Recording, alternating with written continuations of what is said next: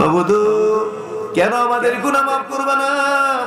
গুনাহ যদি মাফি না করবা কেন, তাইলে তুমি তোমার একটা নাম রাখছো গাফফার।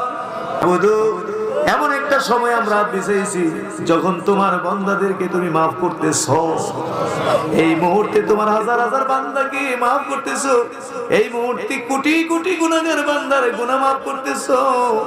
এমন একটা সময় তোমার দরবারে বিছাইছি, এতক্ষণ তোমার বান্দারা তোমারে রাখছে, আর এখন তো তুমি নিজেই তোমার বান্দাদেরকে ডাকো, বান্দারা কে কি চাইবি চা, আমি দেওয়ার জন্য তৈয়ার আছি।